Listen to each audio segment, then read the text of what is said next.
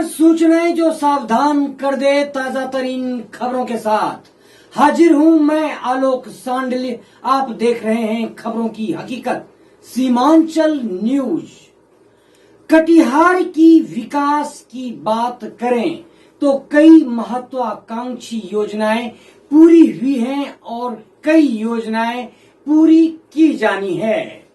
कटिहार के सदर विधायक तारकिशोर प्रसाद ने सीमांचल न्यूज के विशेष संपादकीय साक्षात्कार में विभिन्न मुद्दों पर खुलकर चर्चा की।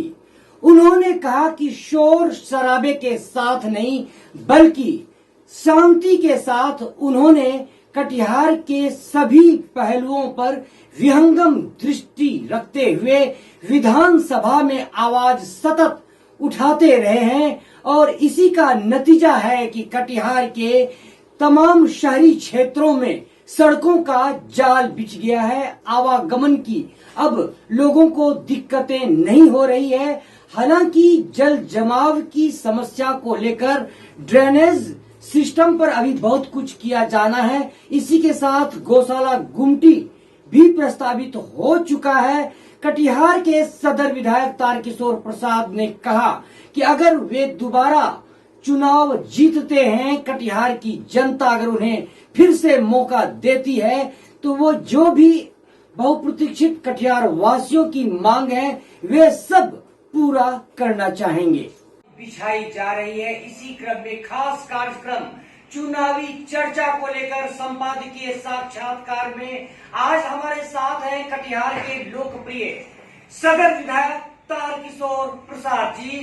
जनता के कई सवालों के साथ आज हम रूबरू हो रहे हैं सदर विधायक तारकिशोर प्रसाद जी से। बिल्कुल, नमस्कार जी जी जी जी। जी 15 वर्षों से कटिहार के विकास को एक नया मोड़ देने में एक महत्वपूर्ण योगदान है आपका, लेकिन यह जनता जानना चाहती है कि विधानसभा में अनवरत आपके द्वारा अनुशंसा लगातार किए गए। आप विधानसभा में आपने आवाज उठाया और कटिहार की विकास की अब तक क्या उपलब्धियां रही विगत 15 वर्षों में?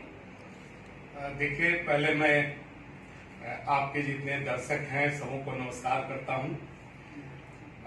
आपने एक बड़ा सवाल पूछा है।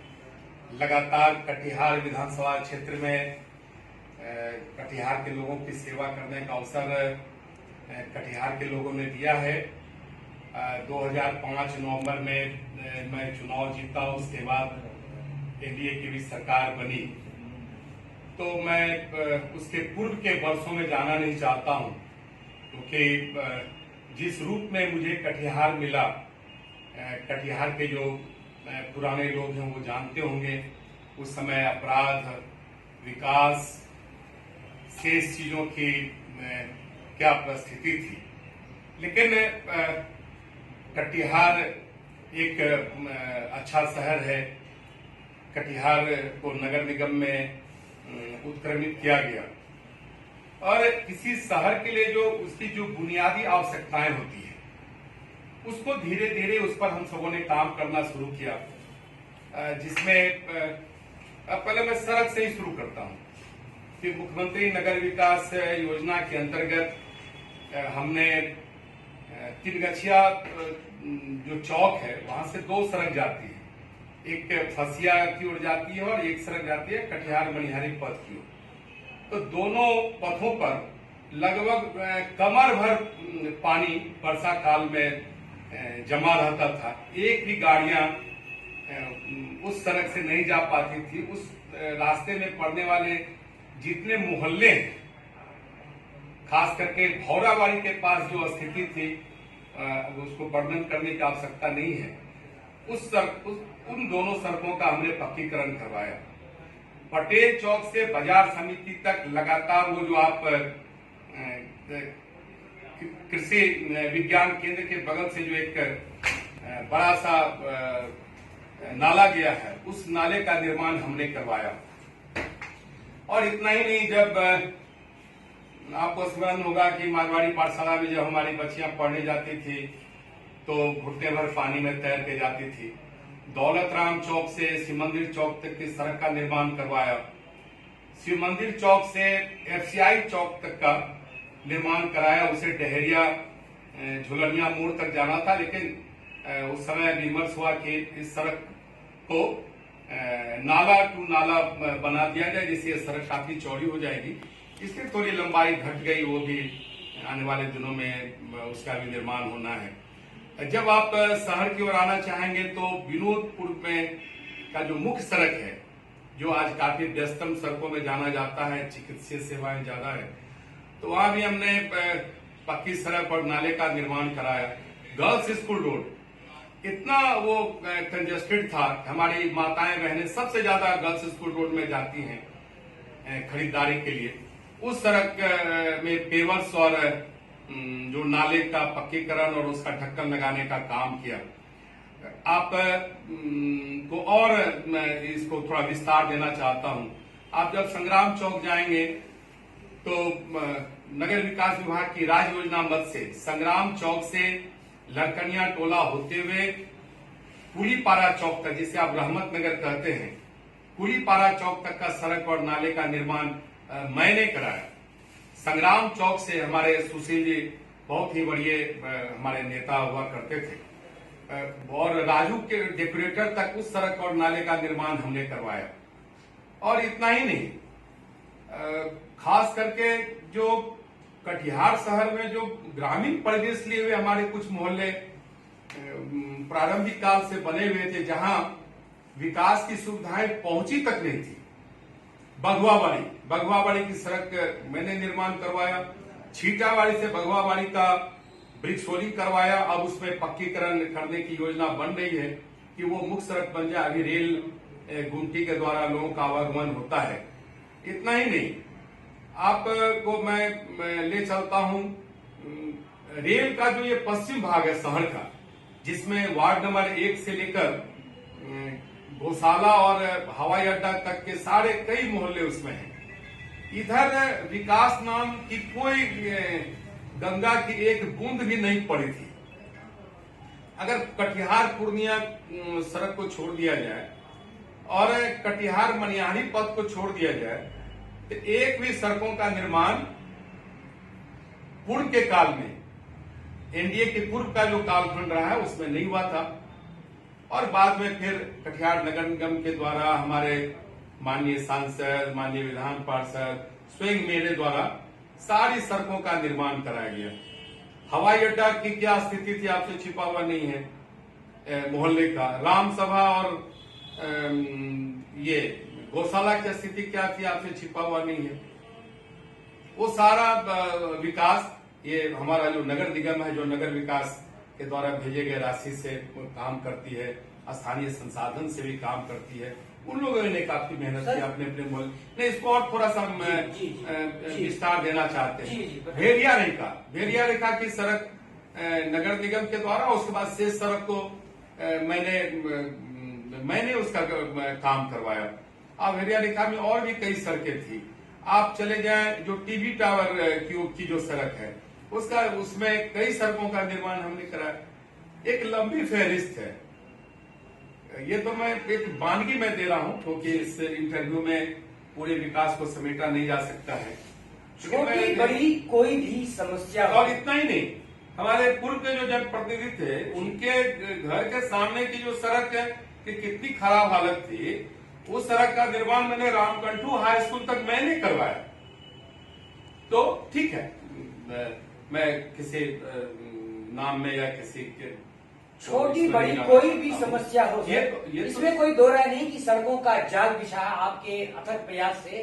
लेकिन जो एक बहुप्रतीक्षित गंभीर समस्या रही है कटिहार की सदियों से, कई दशक से, यह जल जमाव का निदान नहीं हो पाया अभी तक। हालांकि इसके लिए नगर निगम या नगर प्रशासन यह जिम्मेदार है, लेकिन उम्मीदें जनता आपसे रखती है। मैं विस्तार से देना स्वाभाविक है, हम वहाँ के जनप्रतिनिधि हैं जी, हमें वो निर्वाचित करते हैं, उनकी अपनी आकांक्षाएं और अपेक्षाएं हैं।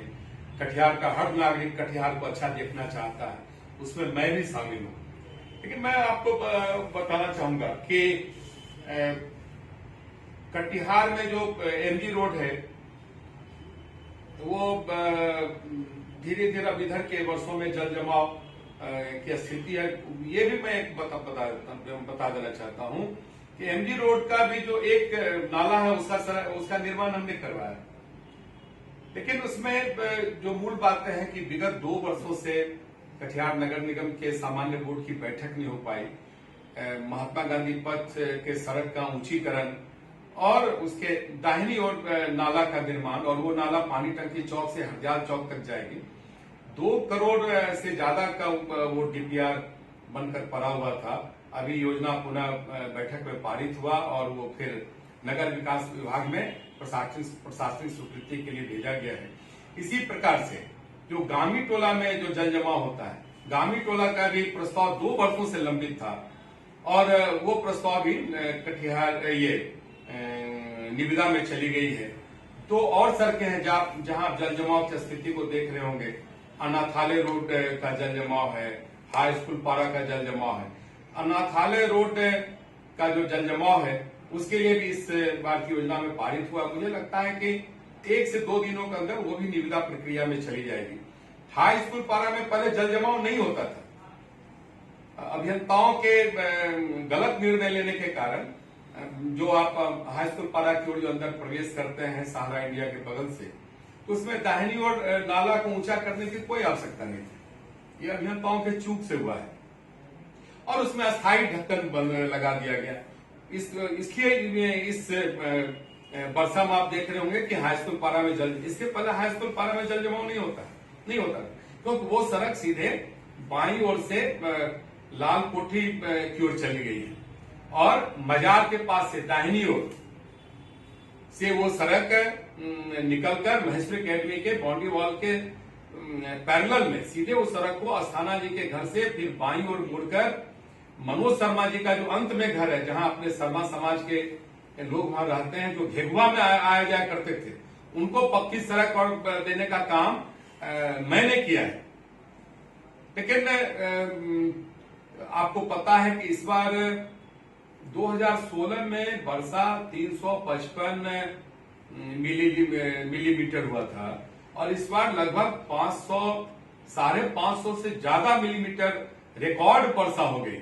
और इतना ही नहीं, मैं दूसरे शहरों की तुलना नहीं करना चाहता हूं, मैं अपने शहर के लिए मैं स्वयं मुझे मेरा दायित्व है कुछ चीजों को देखना जी। लेकिन आज पूरे बिहार में जितनी भी बड़े शहर हैं वहां पर ये स्थिति बन गई है और इसी के लिए मैं इसको और विस्तार देना चाहता हूं कि इसी के लिए मैंने 2018 से लगातार प्रयास किया। बिहार में ये दूसरी सफलता होगी। एक सहरसा नगर में स्ट्रॉन्ग वाटर ड्रेनेज प्रोजेक्ट प्रारंभ हुआ और दूसरा कटिहार में ही होने वाला है।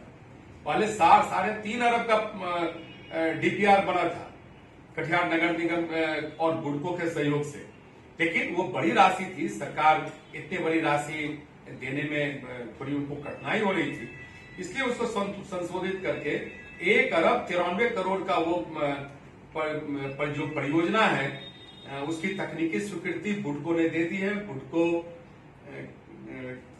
नगर विकास एवं आवास विभाग की एक कार्य एजेंसी है, बड़ी एजेंसी है और उसने तकनीकी स्वीकृति दे दी है। सरकार के स्तर पर लंबित है, माननीय मुख्यमंत्री जी से, माननीय उप मुख्यमंत्री जी से, नगर विकास मंत्री जी से, नगर विकास के सचिव हैं उनसे, सबों से हमारी बात हुई है।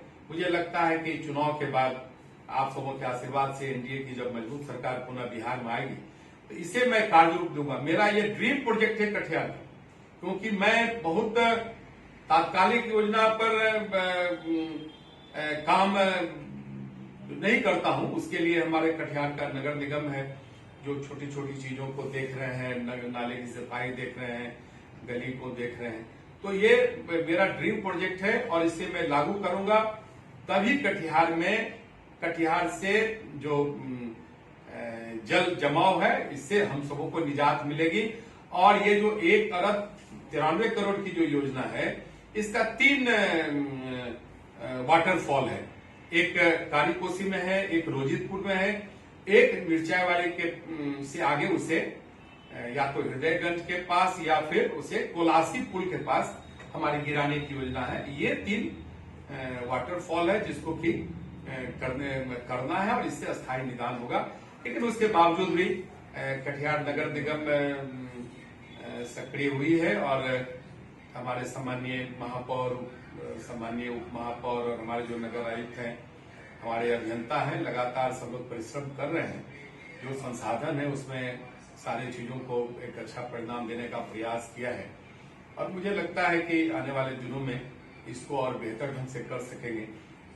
आपको मैं बता दूं कि ये ऑफिसर्स कॉलोनी का जो बरमसिया की सड़क है उसका भी निर्माण हमने कराया। ऑफिसर्स कॉलोनी में जो फुटानी चौक से मुनीलाल चौक तक का जो नाला है उसको मैंने बनवाया। बरमसिया में थोड़ी दूर नाले को अगर छोड़ दिया जाए तो मुनीलाल चौक से ललियाही चौक तक का नाला का निर्माण हमने करवाया है। ललियाही में एक भी अच्छी सड़कें नहीं थी। कटिहार मनिहारी पथ से दीपनारायण चौक तक की जो सड़क है उसको मैंने करवाया। ललियाही में पावर ग्रिड के सामने में जो बजरंगबली का मंदिर है उस मंदिर से दीपनारायण चौक तक का सड़क निर्माण हमने कराया है और उस पीछे का जितना आप बड़ा मोहल्ला देख रहे हैं सबों के सड़कों का निर्माण हमने कराया। कटिहार की ये तो मैं सिर्फ सड़क जी। जितनी आधारभूत संरचनाएं किसी भी नगरीय विकास के लिए आवश्यक है उसमें मैंने एक बिंदु को अभी मैंने छुआ है और भी कई बिंदु हैं। स्वास्थ्य है। सर आपका एक ध्यान आकृष्ट कराना चाहेंगे, एक महत्वपूर्ण सवाल। कटिहार की छवि एक औद्योगिक नगरी के रूप में भी खास मैं इस पर आना चाहता हूं। लेकिन आपने जब कटिहार नगर की बात करी है और कटिहार नगर मेरा एक बहुत बड़ा हिस्सा है मेरे विधानसभा क्षेत्र का, इसके 2-3 चीजों को मैं रखना मैं उस पर भी आऊंगा।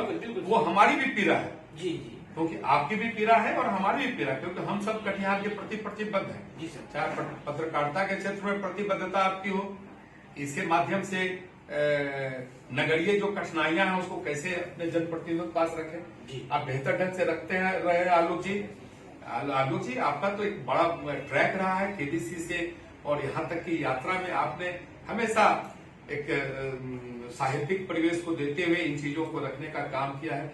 हम तो आपके इस मामले में प्रशंसक रहे हैं। मैं आपको बता दूं कटिहार में एक भी चिल्ड्रंस पार्क नहीं था। मैंने मिर्चावाड़ी में कारगिल चौक पर चिल्ड्रंस पार्क बनाने का काम किया। मैंने विजयवाऊ पोखर में पार्क एवं छठ घाट को का पक्कीकरण कराने का काम किया। मैंने कॉलोनी नंबर 2 में एक छोटा सा जमीन का प्लॉट था उसमें मैंने पार्क बनाने का काम किया। इतना ही नहीं, मेजर आशुतोष पार्क को में भी मैंने 50 लाख रुपए की राशि अनुशंसित करके उसका उन्नयन करने का काम किया और उससे मैं प्रयास कर रहा हूं कि वो जिला परिषद की जमीन है। जिला परिषद से मैं आग्रह भी किया हूं आप भारतीय रेड क्रॉस सोसाइटी या इस तरह के जो अच्छे संस्था हैं जो समाज के लिए काम करते हैं उनको रख रखाव के लिए दें, जिससे कि वो बेहतर ढंग से उसका रख रखाव हो सके। तो आप इतना ही नहीं, स्वास्थ्य के क्षेत्र में 2009 में सदर अस्पताल को मैंने 300 बेड में अपग्रेड करने का काम किया है और इसके बाद अभी हाल में माननीय मुख्यमंत्री जी, माननीय उप मुख्यमंत्री जी, माननीय स्वास्थ्य मंत्री ने 100 बेड का अस्पताल जो लगभग 23 करोड़ के लागत से उसका निर्माण होना है, सदर अस्पताल परिसर में जब आप प्रवेश करेंगे तो दाहिनी ओर जिधर पोस्टमार्टम रूम और टीबी वार्ड है उसको उस क्षेत्र को खाली कराकर वहां 100 बेड का अस्पताल बनने जा रहा है। वो एक बहुत बड़ा कदम है क्योंकि बेड के अभाव में कई प्रकार की कठिनाइयां हैं। क्योंकि जो पुराना सदर अस्पताल है वर्षों पूर्व जब वो अनुमंडल था उस समय का वो बना हुआ, आज भी वो रिस रहे हैं, उसमें सीलन लग रही है। जो अपडेट मेडिकल फैसिलिटीज है वो चाह के भी हमारे चिकित्सा अधिकारी नहीं दे पा रहे, उसको हमने कराने का काम किया है। और मैं आपके चैनल के माध्यम से और कटिहार के लोगों को बताना चाहता हूं कि कटिहार सदर अस्पताल में जब आप प्रमुख जो मुख्य गेट है उससे प्रवेश करेंगे तो मंदिर के ठीक पीछे जिधर पुराना आवासीय परिसर है और ब्लड बैंक के पीछे वहां पर केंद्र सरकार के सहयोग से 20 करोड़ की लागत से मातृ शिशु अस्पताल, जिसकी निविदा प्रक्रिया अब एकदम लगभग में आ चुकी है, वो बनेगा। और हमारे जो माताएं हैं, हमारे जो माताएं जो शिशुओं को की जननी है, जन्म देती हैं, उसके स्वास्थ्य के लिए सारे जो बेहतर उच्च कोटि के प्रबंध है उस भवन में भारत सरकार उपलब्ध कराई। ये एक बड़ा प्रोजेक्ट है, हेल्थ के क्षेत्र में काम किया है। मेरे कटिहार विधानसभा क्षेत्र में 2 प्रखंड भी हैं, अतिरिक्त प्राथमिक स्वास्थ्य केंद्र हपलागंज में और अतिरिक्त प्राथमिक स्वास्थ्य केंद्र इसमें ये जगन्नाथपुर पंचायत में मैंने उसे करने का काम किया है। आज वो दोनों कार्यरत भी है। और इसी तरह से कटिहार नगर में भी ये शहरी चिकित्सा केंद्र 2 जगह प्रारंभ है। एक हसिया के पास प्रारंभ है, चांदनी चौक से जो सड़क जाती है चिलमारा, उस रास्ते में एक वो केंद्र काम कर रहा है और एक केंद्र रामनगर में काम कर रहा है। और हाँ, मैं तो भूल ही गया, रामनगर में 2 सड़कों का हमने निर्माण करा और इधर कई सड़कों का हमने शिलान्यास भी किया, जो आने वाले दिनों में वो दिखेगी। मैंने डीएस कॉलेज के अंदर, उसमें तो बड़े बड़े प्राध्यापक बने हैं, मंत्री तक बने हैं, लेकिन डीएस कॉलेज का जो मुख्य प्रवेश द्वार से जो सड़क है, जो यू टाइप है, उसका निर्माण कराने की हिम्मत किसी ने की। जबकि उस डीएस कॉलेज से प्राध्यापक मंत्री के पद तक भी पहुंचे हैं, सरकार में काम किए हैं, लेकिन उस सड़क का निर्माण मैंने कराया। और इतना ही नहीं, जो कल्याण छात्रावास है वो काफी जर्जर था। जी। मैं बोलना नहीं चाहता हूं, सिर्फ मैं अपनी बात आज करूंगा आपसे जी। और उस कल्याण छात्रावास में 16 लाख की लागत से उसका मैंने मरम्मत करवाया। मैं कोई मंत्री के दायित्व में कभी नहीं रहा, मंत्री परिषद में, लेकिन जनता की ताकत से और अपनी आवाज की ताकत से मैंने बिहार विधानसभा में उस प्रश्न को उठाया। उसमें बिहार विधानसभा की विशेष समिति बनी और 2 से 3 जगहों पर पूरे बिहार में छात्रावास का निर्माण हुआ, उसमें कटिहार भी है। मुझे गर्व है इस बात पर। सर, पूरे बिहार विधानसभा में सर्वाधिक सवाल उठाने वाले विधायक आप भी गिने जाते हैं, जो जिन्होंने अपने कार्यकाल में सबसे ज्यादा सवाल अपने क्षेत्र के लिए उठाया। लेकिन सर, एक बार मैं फिर उसी सवाल की ओर बार आना चाहूंगा कि औद्योगिक पहचान वाली कटिहार की छवि नहीं रही, जबकि औद्योगिक मुद्दे को लेकर यहाँ राजनीति होती रही, सांसद विधायक सफर करते रहे। खासकर जूट मिल के बारे में हम आपसे बात करना चाहते हैं कि इसको लेकर कई दशक से राजनीति हो रही है, लेकिन अभी भी वो एक मुकाम तक नहीं पहुंचा। जबकि पहले जमाने की जो बात थी वह कुछ और छवि थी कटिहार की, जो हमारे बड़े बुजुर्ग बताते हैं। इसके बारे में बताइए सर। देखिए, आपने इस कटिहार के दर्द को छेड़ा, यह हमारा भी दर्द है। जो आपके इस प्रोग्राम से जुड़े हुए हमारे कटिहार के नागरिक भाई हैं, उनका भी दर्द है, आपका भी दर्द है। और वास्तव में कटिहार एक औद्योगिक नगरी में के रूप में पहचान थे। हम लोग स्वयं जब स्कूल और कॉलेज में पढ़ते थे तो चर्चा होती थी डीएसएलआई, माचिस की फैक्ट्री, जूट मिल। उसमें मैं बहुत विनम्रता से बताना चाहूंगा कि देखिए, समय के साथ परिस्थितियां बदलती है और उस समय के कल कारखाने और आज जो जितने अपडेट कई चीजें हैं, तो उनमें काफी बदलाव हो चुका है। जो आरबीएचएल जूट मिल है, पहले उसको निजी क्षेत्र में था, बाद में भारत सरकार ने उसका अधिग्रहण किया, जिसमें हमारे पूर्व सांसद जुगराज राव, निखिल दा, ऐसे सारे लोगों ने उनकी बड़ी भूमिका रही। और भी हमारे कटिहार के लोग, सज्जन शर्मा जी, प्रभुनाथ झा जी, और भी कई लोग हैं जो उसकी लड़ाई को लड़ते रहे, काम करते रहे। तो मैं इतना ही कहना चाहूंगा कि एनजीएमसी लगातार नुकसान में चल रही थी और भारत सरकार ने एक नीतिगत फैसला लिया था, जो उपकरण नुकसान में चल रहे हैं उसको मैं बंद करूंगा, क्योंकि आम नागरिकों का एक बड़ा राजस्व की राशि उस पर खर्च हो रही थी। एनजीएमसी के द्वारा 2 जूट मिल ऑपरेट किया जा रहा था, जिसमें आरबीएचएल जूट मिल कटिहार और नहीं सनबायो में, और एक पश्चिम बंगाल की जूट मिल है, तो वो भी अभी बंद है। और ये भी बंद हो चुकी थी, इसको एनजीएमसी को सरकार ने डिसॉल्व कर दिया। उसके बाद सर्वदलीय एक डेलीगेशन में हम सभी लोग दिल्ली में योजना के उपाध्यक्ष डॉक्टर राजीव कुमार से मिले। हमारी जो बहन स्मृति ईरानी जी हैं, टेक्सटाइल यूनिवर्सिटी में हैं, उससे हम लोगों ने बात की। जो टेक्सटाइल के सचिव हैं, उनसे भी हम लोगों की बात हुई और कई बिहार के मंत्रियों से हम सबों ने बात की कि यह मिल चालू होना चाहिए, इसमें अभी भी संभावनाएं हैं। खासकर जूट उत्पादन के मामले में हाँ। अपना कटिहार एक तो अच्छी जी, जगह पर है। मैं उसी को कह जी, रहा जी, हूँ कि ये इसमें संभावनाएं हैं। मैंने माननीय मुख्यमंत्री से भी बात की है। तो एक्चुअली बिहार सरकार का एक नीतिगत फैसला है कि हम उद्योग नहीं लगाएंगे, क्योंकि वो क्या रहा है कि जब सरकार किसी मिल को चलाती है तो वो घाटे में चली जाती है। अब उसका जो भी कारण, उस कारण में मैं उस बांस पर नहीं जाना चाहता हूँ। इसलिए सरकार ने एक नीतिगत निर्णय लिया कि हम उनको आधारभूत संरचना मुहैया कराएंगे। बिजली है, पानी है, उसके जो और भी इंफ्रास्ट्रक्चर से जुड़े हुए जितने डायमेंशन हैं सबों को मैं उपलब्ध कराऊंगा, लेकिन मैं मिल को, किसी भी उद्योग को मैं स्वयं नहीं चलाऊंगा। तो इसी चलते यह मामला लंबित है। सारा क्या निजीकरण की तरफ है? नहीं, निजीकरण की नहीं। मेरा भी स्पष्ट मानना है कि अगर सरकार, भारत सरकार नहीं चलाएगी जी, बिहार सरकार के भी का भी अपना कुछ स्टैंड है, तो इसको अगर कोई अच्छे निजी हाथ में भी देना पड़े, अगर व्यवस्था बस, तो दे के इस मिल को चलाना चाहिए। क्योंकि हजारों मजदूरों का भाग्य इससे जुड़ा हुआ है और वो लड़ाई रुकी नहीं है।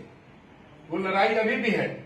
चुनाव आते रहेंगे, जाते रहेंगे, लेकिन मिल जब खड़ा रहेगा तो कटिहार के लोग खड़ा रहेंगे, कटिहार के श्रमिकों का पेट भरेगा जी। और 1-2 महीने की बात है, जी, ये चुनाव खत्म हो जाता है। केंद्र में सरकार ने प्रारंभिक काल में, केंद्र की सरकार ने प्रारंभिक काल में जो आधारभूत संरचनाओं को मजबूत करने का काम किया, अब दूसरा कार्यकाल प्रारंभ हुआ है। इसका पूरा लाभ कटिहार के विकास के लिए हम सब मिलकर करेंगे। संयोग से हमारे सांसद दुलाचंद गोस्वामी जी हैं, पूर्व भारत सरकार के केंद्रीय राज्य मंत्री निखिल कुमार चौधरी जी का मार्गदर्शन है। तो हमारे दो कद्दावर नेता है स्वर्गीय युवराज और हम लोगों के बीच नहीं है। वो भी आम आवाम की लड़ाई को हमेशा लड़ते रहे, हम लोग उनके पीछे पीछे चलने वाले सिपाही हैं। जीत की हैट्रिक आप लगा चुके हैं, ये चौथी पारी से आप रूबरू होने वाले हैं। सर, ये चौथी पारी के लिए जानना चाहते हैं कि क्या क्या आपके मन में सपने हैं कटिहार वासियों के लिए, क्या क्या अधूरे काम पूरा करना चाहते हैं? मैं अधूरे काम की बात करूं, इसके पहले मैंने जो कुछ काम किया है उसकी चर्चा में अवश्य करना चाहूंगी। आपने देखा होगा कि खेल के क्षेत्र में कटिहार में कोई आधारभूत संरचनाएं नहीं थी। मैंने खेल युवा संस्कृति विभाग से बात करके आज ITI जो मिर्चाईवाड़ी में है उसके सामने जो होमगार्ड का मैदान कहलाता है, उसमें एक बड़ा स्पोर्ट्स कॉम्प्लेक्स का निर्माण 3 मंजिला हो रहा है, जो लगभग 4 से 5 करोड़ की लागत से हो रहा है। उसमें जो ग्राउंड फ्लोर है वहां योगा का कार्यक्रम होगा, जो फर्स्ट फ्लोर है उसमें आप जो विभिन्न इंडोर गेम्स हैं, ताइक्वांडो है, टेबल टेनिस है, और भी कई प्रकार के जो इंडोर गेम्स है, बैडमिंटन है। तो सेकेंड फ्लोर, फर्स्ट फ्लोर पर उसका निर्माण कराया जाएगा, उसका गेम्स होगा। और जो सेकेंड फ्लोर है उसमें जिम इंस्टॉल किया जाएगा, जहां हमारे कटिहार के लोग व्यायाम कर सकेंगे, जिम का उपयोग कर सकेंगे। एक बड़ा प्रोजेक्ट है। मैंने हमारे जो राजनीति के गुरु कहा गया और मार्गदर्शक हैं स्वर्गीय जगबंधु अधिकारी जी, जिनके नेतृत्व में हम सबों ने राजनीति का कहरा पढ़ने का काम किया है, उन्होंने महेश्वरी अकेडमी के प्रांगण में एक इंडोर स्टेडियम का निर्माण कराया। मैंने 50 लाख रुपया की राशि का प्रबंध करके उस इंडोर स्टेडियम को मैंने अपग्रेड करने का काम। आज उसमें वुडन टेबल है, वुडन फ्लोर है, टेबल फ्लोर है, और आज जिला और राज्य स्तरीय उसमें बैडमिंटन, टेबल टेनिस और ताइक्वांडो के गेम्स का आयोजन किया जाता है। मुझे बहुत अच्छा लगता है कि दादा ने जिन सपनों को देखा था, जगबंधु अधिकारी जी, जो हो सकता है कि आज की पीढ़ी रूबरू नहीं हो, लेकिन हम लोगों ने राजनीति का कहकारा युवराज से और जगबंधु अधिकारी जी से सीखा है, निखिल कुमार चौधरी जी के मार्गदर्शन में काम किया है। तो आज वो एक गेम्स का एक बड़ा इंडोर स्टेडियम के रूप में काम आ रहा है, और भी गेम्स के रूप में जगबंधु अधिकारी जी ने राजेंद्र स्टेडियम के निकट में वेट लिफ्टिंग का, नेताजी सुभाष चंद्र व्यायामशाला के नाम से जाना जाता है, तो उसको जगबंधु अधिकारी जी ने अपने विधायकों से बनाया था। उसमें मैंने वेट लिफ्टिंग का इंस्ट्रूमेंट अपने विधायकों से दिया। टेबल टेनिस का जो गेम होता है उसका टेबल टेनिस मैंने विधायकों से दिया। मैं जो बॉक्सिंग का जो रिंग होता है उसको मैंने विधायक को से दिया। और ताइक्वांडो का जो टर्फ होता है जिसमें कि हमारे बच्चे बच्चियां ताइक्वांडो का अभ्यास करती हैं, गेम्स खेलती हैं, उसको मैंने दिया। तो इस तरह से खेल के क्षेत्र में ये इस भूमिका का निर्वहन किया। और इतना ही नहीं, जो आप राजेंद्र स्टेडियम देख रहे हो उसमें 10 लाख रुपया की राशि खेल युवा संस्कृति विभाग से लाकर मैंने उसको अपग्रेड करवाया है। आज जो आप देख रहे हैं कि वो मंच है, सलामी मंच है, उसका निर्माण हुआ। जो बाउंड्री वॉल है उसका ऊंचीकरण हुआ। और अभी वो सारे कुर्सी टूट चुके हैं। ये सारी कुर्सियां जो टूटी हुई हैं, ये जब लगी थी उसी 10 लाख रुपए की राशि से लगी थी। मैंने कटिहार प्रखंड के हपलागंज में इंडोर स्टेडियम का निर्माण कराया है। आज इंडोर स्टेडियम आज वहां पर बना हुआ। इस तरह से खेल के क्षेत्र में हम सबों ने काम किया है। हमारे नगर में पहले शवदाह का कोई स्थान नहीं था। मैंने एक मुक्ति धाम का निर्माण 50 लाख रुपए की लागत से कराने का काम किया। प्रथम वर्गीय पशु चिकित्सालय का भवन नहीं था, 10 भवन का होना, तो उसमें से एक भवन कटिहार में नगर निगम के निकट में उसका मैंने निर्माण। अंत्येष्टि योजना के लिए भी आपने सर कारगर सवाल पूछे थे, जिसके बाद ये कार्यान्वयन हाँ, निश्चित रूप से किया गया। इसमें आपकी भूमिका निश्चित रूप से। इतना ही नहीं जी, विद्युत के क्षेत्र में आज पूरे कटिहार विधानसभा क्षेत्र में मैंने 246 ट्रांसफार्मर को लगाने का काम किया। मैं अपने विधानसभा क्षेत्र में 2 पावर सब स्टेशन को चालू कराने का काम किया, जिसमें एक अभी जो विद्युत का जो पोल मैदान है वहां पर वो कार्यरत है, और एक हसनगंज में पावर सब स्टेशन काम कर रहा है। उसका निर्माण हमने करवाया। और खास करके केंद्र सरकार ने इसमें बड़ा सहयोग किया है। बिहार सरकार ने काफी रुचि ली है।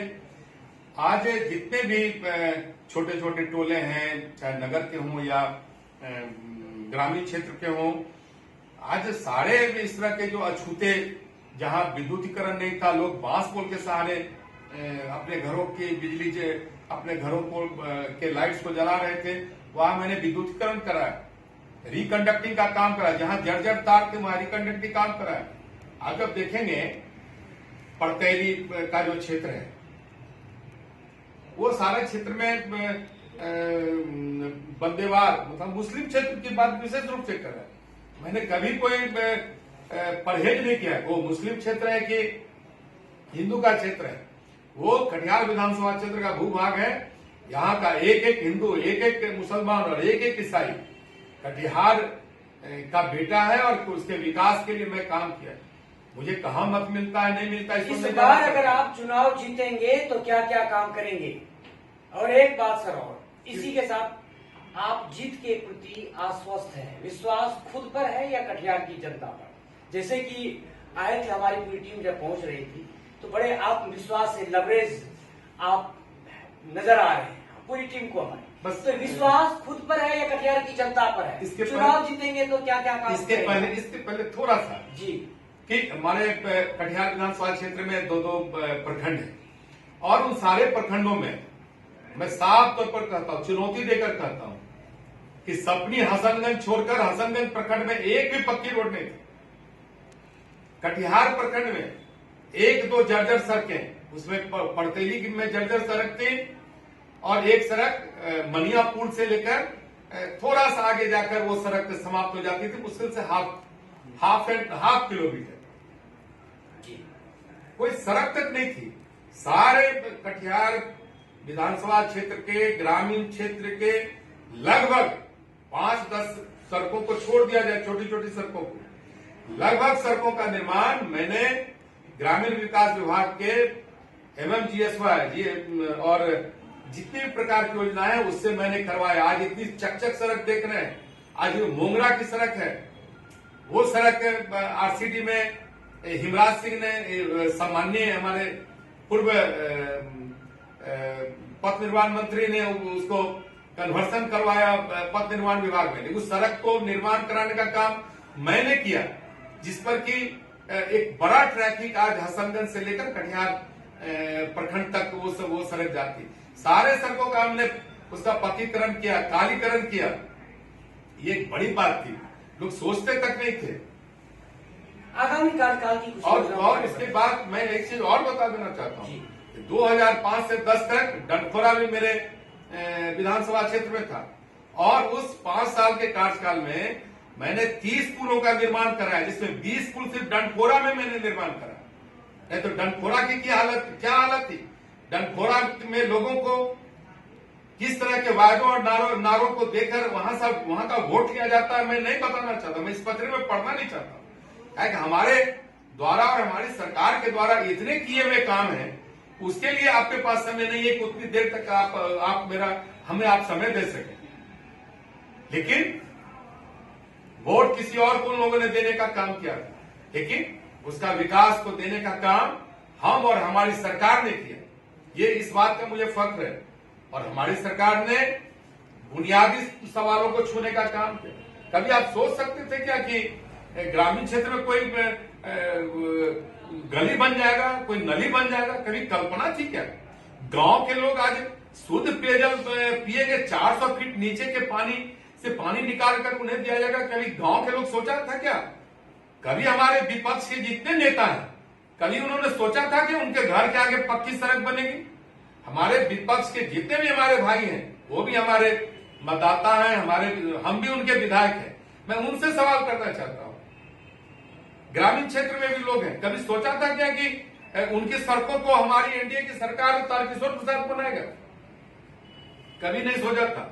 उनके घरों के आगे जो जर्जर और झूले में तार थे, उन तारों को बदलने का काम एनडीए की सरकार करेगी? कभी सोचा था क्या? महागठबंधन के भी जो हमारे नेता हैं, राजनीतिक कार्यकर्ता, मैं सम्मान करता हूं उनका, लेकिन मैं उनको भी कहना चाहता हूं कि आपके घर का, आपके गली का, आपके मोहल्ले का, आपके शहर का, आपके पंचायत का, आपके प्रखंड में भी जो बुनियादी सुविधाएं हैं, वो काम हमारी एनडीए की सरकार, माननीय मुख्यमंत्री नीतीश कुमार, माननीय उप मुख्यमंत्री सुशील कुमार मोदी और माननीय भारत के यशस्वी प्रधानमंत्री नरेंद्र भाई मोदी, जो आज वैश्विक नेता के रूप में आज उनकी एक स्पष्ट पहचान, उनके मार्गदर्शन में ये सारे काम हुए हैं। इसीलिए मुझे तो हमारे विपक्षी भाई भी दबे जवान पर करते, मैं आपको बता रहा कि भैया की कर हो छिए कि यहां, लेकिन कर हो तो तू है, बोलते हैं लोग। वो उनकी राजनीतिक व्यवस्था है, वो अपने में। अब सर बताइए मुझे, क्या विकास के ये सपने? हाँ, लेकिन अब मैं आपके अंतिम बताना चाहता हूँ कि कटिहार के कुछ सवाल अभी हैं, अनसुलझे सवाल हैं। उन सवालों को की ओर बढ़ते हुए मैं सिर्फ 2-3 चीज और थोड़ा सा समय मैं चैनल से मांग कर देता हूं। बिल्कुल सर, आप उसे चलाएं या ना चलाएं, लेकिन एक बार उसको कवर कर लें, फिर आप अपने सुविधा अनुसार आपको बताते हैं।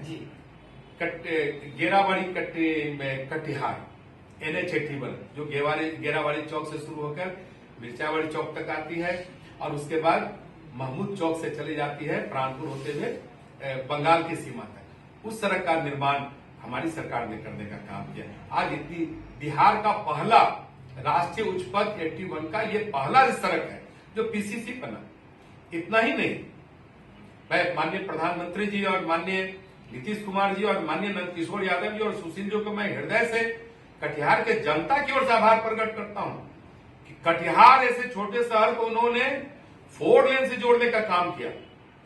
ये 2012 में माननीय नंदकिशोर यादव जी ने मुझे बिहार विधानसभा के लॉबी में कहा था कि तारकिशोर जी, मैंने जो पूर्णिया कटिहार की सड़क है उसको मैंने पूर्णिया कटिहार मनिहारी अहमदाबाद पथ का नाम देकर NH131A के रूप में उसकी स्वीकृति कराई है। मैंने प्रस्ताव भेजा है, स्वीकृति भी हो गई है। और उसके बाद इतना ही नहीं, आज 49 किलोमीटर की सड़क 1905 करोड़ रुपए की लागत से उसका निर्माण 4 लेन में होने जा रहा है, जिसमें 15 किलोमीटर सड़क दलन के पास से वो बाहर होता हुआ शरीफगंज के पास फिर वो मुख्य सड़क से जुड़ेगी। और इतना ही नहीं, राष्ट्रीय उच्च पथ 81 जो गेरावाड़ी चौक से कटिहार आती है, कोलासी के पहले उस 81 को 131 से भी जोड़ने के लिए वो राष्ट्रीय उच्च पथ का जो डिवीजन है वो प्रस्ताव भेजा है कि 81 के लोग भी उस सड़क से 4 लेन से जुड़कर बाहर मनिहारी की ओर जा सकेंगे। और इसलिए जा सकेंगे क्योंकि माननीय प्रधानमंत्री जी ने एक सपना देखा इस क्षेत्र के विकास के लिए कि मनिहारी को झारखंड से एक बड़े पुल से जोड़ने का काम उन्होंने किया। और यह पुल जब बन जाएगा, जब ये 4 लेन सड़कें धीरे धीरे अपना आकार लेने लगेगी, तो इस क्षेत्र के विकास में जो एक बड़ा बदलाव होगा, उस बदलाव को आने वाली पीढ़ी, हमारे ऐसे आपके ऐसे लोग उसको महसूस करेंगे। और इतना ही नहीं, मैं आपको बताना चाहता हूं कि ये एक और प्रस्ताव हमने दिया है। जब आप गेरावाड़ी कटिहार से राष्ट्रीय उच्च पथ से आते हैं तो हाजीपुर के पास में एक शहर के सुरक्षा के लिए एक तटबंध बनाया गया है, जिसको नगरीय सुरक्षा तटबंध भी किया जाता है। कारीकोसी जो इरिगेशन डिपार्टमेंट का कारीकोसी डिवीजन है वो उसके रख रखाव करता है। उस सड़क को भी मैंने कहा है और प्रस्ताव बन रहा है कि उस सड़क को भी आप डेवलप करें और उसको फिर गौशाला के पास वहां रेल ओवर ब्रिज बनाकर उसको आप सीधे मनिहारी पथ में उसको जोड़ दें, वो भी एक आपका सड़क बन जाएगा। और अंत में हम आगे आगामी कार्यक्रम की योजनाओं को हम रखें। अंत में एक बात हम बताना चाहते हैं, क्योंकि आप एक बड़ा माध्यम है आम लोगों तक पहुंचने का, कि जो आरओबी है, गौशाला आरओबी, जी सर, वो उसके लेकर लोग जाम के कारण कितना कष्ट में है ये बताने की आवश्यकता नहीं है। मुझे बताते हुए खुशी हो रही है। उसकी निविदा हो गई है। छत्तीसगढ़ की कोई बड़ी कंस्ट्रक्शन कंपनी है, उसको वो अवार्ड भी हो गया है। अब वो धीरे धीरे काम उसका शुरू होगा। कटिहार के लोग काफी कष्ट झेले हैं। अगर आप 5 मिनट समय दें तो मैं भी उल्लेख कर दूं वो क्यों कष्ट झेलना पड़ा। अगर आप सहमति बिल्कुल सर। देखिए, वो सड़क पहले आरसीडी के अंदर था, कटिहार मनिहारी पथ के अंदर था। तो आरसीडी ने रेलवे के साथ 50-50 साझेदारी में उस काम को प्रारंभ किया। बाद में फिर एक नीतिगत निर्णय हुआ कि जिस विभाग की सड़क होगी वही विभाग आरोपी बनाएगा। रेल ने उसको विड्रॉ कर दिया, तो आरसीडी ने उस पर डीपीआर बनाना शुरू किया। फिर उसके बाद तब तक में वो एनएच में 2012 में कन्वर्सन किया। फिर आरसीडी जो बिहार सरकार का डिपार्टमेंट है वो विड्रॉ हो गया। एनएच ने उस पर काम करना शुरू कर दिया। जैसे ही एनएच ने काम करना शुरू किया कि रेल ने पावर सब स्टेशन का निर्माण गौशाला के नजदीक कर दिया। अब फिर उसका अलाइनमेंट चेंज हो गया, फिर डीपीआर को चेंज करना पड़ा। और जब उसकी निविदा हुई तो 9% एबव हो गया। 9% एबव पर एक कॉन्ट्रैक्टर उसकी निविदा दी। और राज्य में जो उसकी एनएच की इकाई है उसको 5% तक ही नेगोशिएट करने का शक्ति था। यह चला गया। फिर वो परिवहन एवं राष्ट्रीय राज्य उच्च पथ मंत्रालय में वहां विलंब हुआ, नेगोशिएशन में विलंब हुआ। तब तक में जो उसका रेट शेड्यूल होता है वो 13% एबव हो गया। अब कॉन्ट्रैक्टर को लगा कि हम 9% पर क्यों काम करेंगे, जब हमको 13% वैसे ही शेड्यूल रेट जब 13% एबव हो गया तब 9% एबव पर क्यों काम करें। वो उसने हाथ खींच लिया, निविदा को रद्द करना पड़ा। उन्होंने निविदा हुई, अब वो कंपनी नहीं एक दूसरी कंपनी ली। और उम्मीद करते हैं कि आने वाले दिनों में कटिहार के लोगों को उस जाम से मुक्ति मिलेगी। आप देख ही रहे हैं उसके आगे फिर सलीमगंज का आगे आरोपी बन रहा, जहां देखिए कोई तकनीकी बाधा नहीं है, वहां काम प्रारंभ है, उसमें कोई कठिनाई नहीं है। मनिया रेल गुमटी के पास भी आरोपी का काम चल रहा है। इसमें ये तकनीकी कठिनाई थी। लोगों को लगता होगा कि आखिर क्यों नहीं हो रहा, कहाँ आखिर रुक कहाँ रहा है। तो मुझे लगा कि एक आपने जो अवसर दिया है इसका हम लाभ लें। अब हम आपके अंतिम सवाल की ओर आना चाहते हैं। लेकिन कई अनछुई चीजें हैं जिसको लगता है कि कटिहार शहर के विकास के लिए करना होगा। और ये जो जल का जमाव है निश्चित रूप से आज पूरे महकमा को और हमारे ऐसे कार्यकर्ता को भी हिला दिया। मैं आज हर मोहल्ले में जाकर देख रहा हूँ, लोगों की तकलीफों को देख रहा हूँ। आंगन में पानी चला गया है, घरों में पानी स्टैटिक हो गया है, लेकिन नगर निगम लगातार अब पंप सेट लगाकर उस काम को कर रही है। और एक बात और हमको सुखद बात है बताना चाहते हैं कि माननीय मुख्यमंत्री जी और माननीय उप मुख्यमंत्री जी को मैंने आग्रह किया था कि कटिहार नगर निगम को उच्च अश्वशक्ति के मोटर पंप सेट को बहाल उपलब्ध कराया जाए, जिससे कि पानी को तेजी से खींचकर हम दूसरे जगह मतलब नहर में या कार्यकोशी में उसको हम ये आउटफॉल कर सकते हैं। और उन्होंने माननीय सुशील कुमार मोदी जी ने नगर विकास के सचिव को भी निर्देश दिया, जिला पदाधिकारी कटिहार को भी उन्होंने निर्देश दिया और परसों ही जिला पदाधिकारी ने नगर विकास विभाग नगर निगम के नगर आयुक्त के अनुशंसा पर अपना प्रतिवेदन भी भेज दिया है। मुझे लगता है कि जल्द भी बहुत सारा पंप सेट भी आ जाएगा तो निकालने में सुविधा होगी। लेकिन उसके लिए जो ये स्ट्रॉन्ग वाटर ड्रेनेज फेज 1 जो 1 करोड़ 93 लाख की लागत से उसका 1 अरब 93 करोड़ की लागत से निर्माण होना है, इसको मैं शुरू करवाऊंगा। ये हमारी मतलब एकदम प्रथम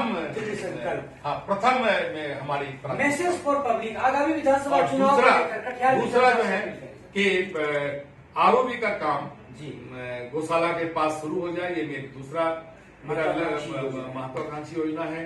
तीसरा है कि नगर में जितने जो सड़कें काफी नीचे हो गई है क्योंकि समय के साथ परिस्थितियां बदलती चली गई, घर बनते चले गए, तो उसके कारण सड़कें कई जगह सड़कें नीची हो गई। उन सड़कों को ऊंचा करना और उसके बगल से बेहतर नाला जाए, ये हमारा प्रयास रहेगा। एक फ्लाईओवर के लिए भी मेरा संकल्प है। अब देखे होंगे कि बिहार विधानसभा में कई बार इस प्रश्न जी सर लेकिन उसमें एक प्रसारित भी किया गया है 100 फीट चौड़ाई का वो सड़क होना आवश्यक है। मुझे लगता है कि पथ निर्माण विभाग की जो एक सड़क है चूड़ी पट्टी से लेकर महमूद चौक तक, इस सड़क पर ही वो फ्लाईओवर का निर्माण हो सकता है जिस भाग में हो। ये मेरा प्रयास है कि ये निश्चित रूप से हो। और मैंने बताया कि मेरा सपना था कि शैक्षणिक क्षेत्र में कटिहार बेहतर हो। तो जब बिहार सरकार ने नीतिगत निर्णय लिया था कि मैं एक प्रमंडल में एक इंजीनियरिंग कॉलेज बनाऊंगा, उस समय कटिहार में मैंने बनाया था। ये कहीं से भ्रम में रहने की जरूरत नहीं है कि सरकार ने बाद में निर्णय लिया कि मैं 38 जिला में एक बनाऊंगा। मैं उस समय इंजीनियरिंग कॉलेज को यहाँ निर्माण कार्य शुरू करवाया जिस समय की पूर्णिया प्रमंडल में एक होना था और वो एक इंजीनियरिंग कॉलेज कटिहार में बना। मैंने राजकीय पॉलिटेक्निक की स्थापना करवाई, उसकी जमीन भी उपलब्ध कराई, इंजीनियरिंग कॉलेज की भी जमीन को मैंने उपलब्ध करवाया। सरकार को भी पता नहीं था यह 10 एकड़ जमीन श्रम संसाधन विभाग की वर्षों से आवासीय परिसर ITI के लिए पड़ी हुई है, जो संपूर्ण रूप से अतिक्रमण था और उसकी बहुत खराब हालत थी। और इतना ही नहीं, आज हमारे कटिहार में 13 पंचायत है। 13 पंचायत में आज हाई स्कूल की पढ़ाई शुरू हो गई, उच्च माध्यमिक विद्यालय की पढ़ाई शुरू हो गई। और मैंने कई पंचायतों में भवनों का जहां मैंने अपग्रेड करवाया वहां भवन का मैंने निर्माण कराया। मैं सिरनियापुरा पंचायत में मनिया में भवन का निर्माण कराया, बलुआ पंचायत में मैंने पदमपुर में भवन का निर्माण कराया, रामपुर पंचायत में जो पूर्व से उच्च माध्यमिक विद्यालय था उसमें भी मैंने भवन का निर्माण कराया। मैंने गरभेली पंचायत में बठेली में मैंने भवन का निर्माण कराया। और आपको अच्छा लगेगा, सभी भवनों का निर्माण मैंने +2 के स्तर पर कराया कि कल +2 की पढ़ाई होगी तो फिर अलग से भवन का निर्माण नहीं कराना पड़ेगा। पावाड़ा पंचायत में वित्त रहित विद्यालय है, सरदाही में उच्च विद्यालय है और उसमें आधारभूत जितनी भी संरचनाएं हैं उसको हम हमारे माननीय सांसद निखिल कुमार चौधरी जी और माननीय जगबंधु अधिकारी जी जो हमारे पूर्व के विधायक थे उन्होंने किया। गरीबों का अगर इतना महागठबंधन के नेताओं का ध्यान था तो सरदाही तो वो बहुत सुदूर ग्रामीण क्षेत्र में था, वहां पर एक भी किसी का भवन का निर्माण नहीं। हाँ, हमारे अभिभावक सीताराम चमड़िया जी जब एक बार विधायक हुए थे तो उन्होंने एक करकट का भवन जरूर बनाया था, मैं उनको आज भी स्मरण करता हूँ, लेकिन वो सारा निर्माण हम लोगों ने करा। आज गरीब और बिहार की बात करने वाले लोग किस मुंह से बात करते हैं, मुझे आश्चर्य है। टायर जलाते हैं। अरे विकास के लिए टायर जलाना नहीं पड़ता है, विकास के लिए संकल्प लेना पड़ता है। लोगों का जो बहकाने और भरमाने का काम करते हैं। लोगों के बहकाने से बिहार आगे नहीं बढ़ेगा। लोगों को विकास के मुद्दे पर संभालना होगा, लोगों को जगाने से बात बनेगी। ये टायर जला के किसको जगाना चाहते हैं? माल महाराज का मिर्जा खेले होली। कटिहार की जनता से अपील सर, आगामी विधानसभा चुनाव को लेकर। कटिहार की जनता से मेरा आग्रह है, हमने जो हमारे पास संसाधन है, हमारी जो सीमाएं हैं, अब आप कहेंगे कि महात्मा गांधी पथ क्यों नहीं बना, उसमें 2 करोड़ से ज्यादा की लागत है, और जो विधायक पोस्ट है उसको मैं 15 लाख के नीचे 15 लाख तक ही खर्च कर सकता हूं एक ही योजना में। तो मैं महात्मा गांधी पथ को बनाने में हमारी अपनी कठिनाई थी, लेकिन हमारे नगर निगम में भारत सरकार, राज्य सरकार आज एक बड़ी राशि दे रही है, और हमारे नगर निगम के सभी माननीय निगम पार्षद हैं, मैं सबका सम्मान करता हूं। सब कटिहार के विकास पर हमसे बात करते हैं। जीत हमारे महापौर भी बात करते हैं। जीत के प्रति आप आश्वस्त हैं? कटिहार की जनता पर आपको कितना भरोसा है? देखिए, मैं अगर जीत के लिए आश्वस्त हूं, इसका सीधा अर्थ है कि मैं कटिहार के जागरूक और सम्मानीय मतदाता और नागरिक के पर आश्वस्त हूं। वो दोबारा गलती नहीं करेंगे कि 2005 के पहले जब रंगदारी वसूली जाती थी और हाथ पर हाथ रख के जनप्रतिनिधि बैठे रहते थे, मुंह से भाप नहीं निकलता था, और किस तरह से गरीबों के अनाज को बाजार समिति के बीएसएफसी के गोदाम से लूटा जाता था, ये कटिहार के जनता को बताना नहीं पड़ेगा। मैं जब 2005 में विधायक बना था तो सबसे पहले लूट पर रोक लगाई थी, जिससे कि आज तक हमारे पूर्व के जनप्रतिनिधियों में बेचैनी है। मैं गरीब का अनाज को लूटने नहीं दूंगा, और कटिहार के जनता को भी विनम्रता से आगाह करता हूं, ऐसे लोगों से बचे जब चुनाव के समय आकर और जो काम नहीं हो सका है, जो सरकार का ड्रीम प्रोजेक्ट है आने वाले दिनों में करना है, उन कामों को दिखा दिखा के आपको कहीं न कहीं डाइवर्ट करने का काम करेंगे। मैं जो किया हूं वो दिखाना चाहता हूं, आगे जो करूंगा वो बताना चाहता हूं। और कटिहार से लेकर बिहार के लोगों ने एनडीए की सरकार पर भरोसा किया है। आप कल ही मैं एग्जिट पोल का रिपोर्ट देख रहा था, एनडीए सरकार की वापसी की बात कही गई है सर्वे। निश्चित रूप से, इसलिए मैं लोगों को कहना चाहूंगा, आप कहीं से नहीं भरमाए। एक विधायक की जरूरत है मजबूत सरकार बनाने के लिए। जब बिहार की सरकार मजबूत होगी तो नरेंद्र मोदी भी मजबूत होंगे, जिन्होंने देश को मजबूत करने का काम किया है। इसीलिए किसी चक्कर में नहीं पड़े, इसलिए हम लोग सिर्फ विकास के चक्कर में पड़ेंगे, और कटिहार से पुनः हमारे ऐसे एनडीए के कार्यकर्ता जब चुन कर जाएंगे, तभी हम और बेहतर ढंग से उस विकास को अंजाम देने का प्रयास सरकार भी करेगी और हम लोग भी लड़ेंगे।